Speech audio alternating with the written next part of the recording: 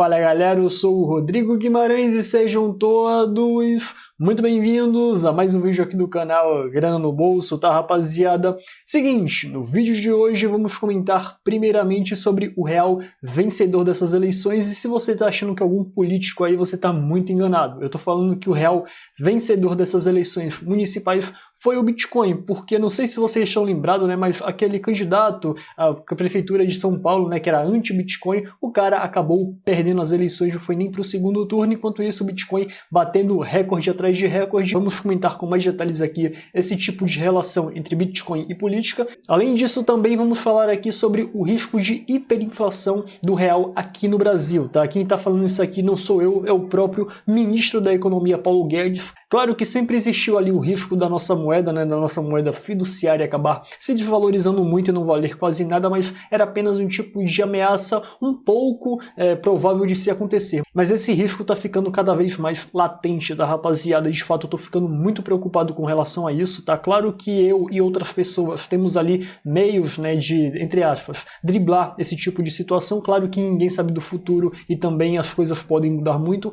mas assim, temos conhecimento e também temos algumas aplicações em criptomoedas, coisa que a maioria dos brasileiros eu sei que infelizmente não possui, e assim, quem não detiver criptomoedas vai acabar sofrendo bastante caso esse tipo de situação se concretize. Vamos comentar com todos os detalhes sobre esse tipo de acontecimento aqui, então já viu que esse vídeo está muito, mas muito informativo, muito completo mesmo, então não perde nenhum segundo, fica comigo até o final desse vídeo que eu garanto você não vai se arrepender, demorou? Agora só um recado rápido para aqueles que ainda não são inscritos aqui no canal, para se inscrever, além disso, darem um like e compartilharem com o geral. Tem alguma dúvida? Deixa aqui embaixo nos comentários. Quer trocar aquela ideia maneira comigo, então receber notificação dos próximos vídeos lá pelo WhatsApp? É só adicionar esse número que está passando embaixo na sua tela, os seus contatos, e dar um oi. E claro, né, se você também quiser participar de uma sala de sinais de criptomoedas inteiramente grátis, é só acessar o primeiro link aqui embaixo na descrição, valeu?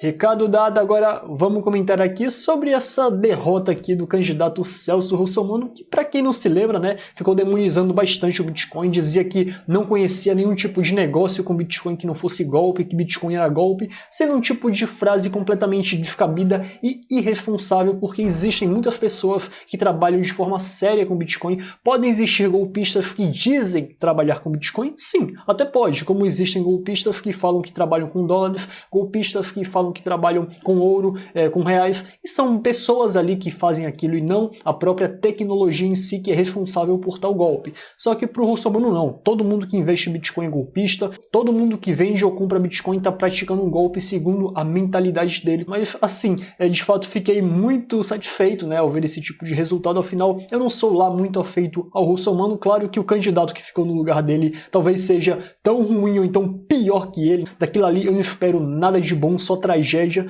mas assim, de fato deu até um certo gostinho de ver ali essa derrota do candidato Russomano. Enquanto isso, o preço do Bitcoin acabou subindo tanto aqui no Brasil quanto lá fora, justamente aquele ativo que o Russomano dizia que era um golpe e que não tinha futuro. E assim, não para somente por aí, porque teve uma fala de um integrante do Citibank que falou que o preço do Bitcoin pode bater 300 mil dólares, não estou falando em reais não, estou falando em dólares. Claro que esses caras aqui estão trabalhando com a previsão e nunca uma previsão é uma precisão, tá? Não é uma certeza que isso vai acontecer, mas assim, esses caras que trabalham nesses bancos grandes, eles têm informações que a maioria das pessoas não tem, e além do mais, eles possuem uma qualificação, então eles não sairiam dizendo esse tipo de informação mesmo assim. E se fosse o contrário, né, se o cara fosse aqui um tipo de pessoa que demonizasse o Bitcoin, né, trabalhando para esse banco, eu até poderia desconfiar, afinal o banco não é muito favorável, né, os grandes bancos não são muito favoráveis ao Bitcoin, mas esse tipo de fala vindo de um integrante de um grande banco, olha, de fato isso só reforça e confirma que o Bitcoin vem com tudo, tá? Deve aí de fato aumentar bastante o seu preço. Claro que podem existir problemas de criminalização de uso, mas esse tipo de problema, pelo menos por enquanto, não é ainda uma realidade tão latente assim, tá, rapaziada? Mas você já pensou o Bitcoin valendo 300 mil dólares? Isso lá pro ano de 2001, tá? Continuando, mas você já pensou Continuando, mas você já pensou na possibilidade do preço do Bitcoin bater 300 mil dólares, isso até dezembro de 2021, né, que teria sido ali o tempo dado por esse executivo sênior para o Bitcoin ter a possibilidade de passar, né, na verdade não seria somente bater, mas passar. E claro, caso o câmbio fique desfavorável, né, caso o câmbio real-dólar continue ali pelo menos nos R$5, isso daria ali cerca de R$1,5 milhão para cada unidade de Bitcoin. Lembrando, tá, rapaziada, que isso não é conselho de investimento, eu não estou aqui fomentando que ninguém compre ou venda BTC, mas somente comentando sobre essa possibilidade de caso o preço do Bitcoin suba bastante, por exemplo, vá ali até 200 mil dólares, 150 mil dólares, já vai ser uma alta muito bem-vinda e que vai enriquecer muitas pessoas que possuem essa criptomoeda no portfólio, tá? Mas enfim, saindo aqui desse tipo de notícia, vamos falar sobre uma situação muito séria e gravíssima que eu já venho alertando há muito tempo, tá? Há muito tempo que eu venho falando sobre isso. Claro que anteriormente esse tipo de situação era apenas uma situação com a baixa probabilidade de se acontecer, principalmente quando o Guedes acabou entrando no Ministério da Economia, né? Tentou ali promover algumas privatizações, isso poderia de fato ajudar economicamente o país, mas agora parece que a situação mudou completamente de jogo. Afinal, o Guedes em 2 anos de governo não conseguiu realizar ali nenhum tipo de privatização. O próprio Guedes se queixa desse tipo de situação, ele fala que nesse período todo não conseguiu fazer o que ele queria. O próprio Salim Matar acabou saindo do governo justamente por não fazer as privatizações.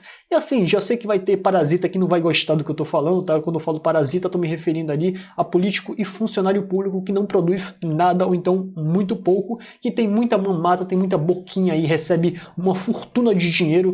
O setor público é um setor milionário. Se você for trabalhar na iniciativa privada, você vai ter que bater as metas da empresa, você vai ter que de fato ralar para você conseguir o seu salário, que não é, digamos assim, muito alto, justamente por causa da interferência estatal. Mas se você for um funcionário do governo, né, se você parasitar ali nos meios estatais, você trabalha pouco, você chega a hora que quer, sai a hora que quer, você ganha um bom salário, você tem estabilidade, não pode ser demitido. E claro, né, que essa farra, essa mamata durante décadas, isso acabou gerando um grande ônus, um grande prejuízo. O que acontece é que o governo acaba gastando bastante todos os anos, a dívida aumenta cada vez mais e o risco de hiperinflação, caso o governo não consiga honrar com esse compromisso, não consiga honrar com as contas e também não realize as famosas pedaladas fiscais que acabou depondo a Dilma Rousseff no ano de 2016, coisa que eu creio que o Bolsonaro também não tenha coragem de fazer, afinal ele estaria colocando o próprio pescoço ali na guilhotina. Então eu acho que o risco de hiperinflação está cada vez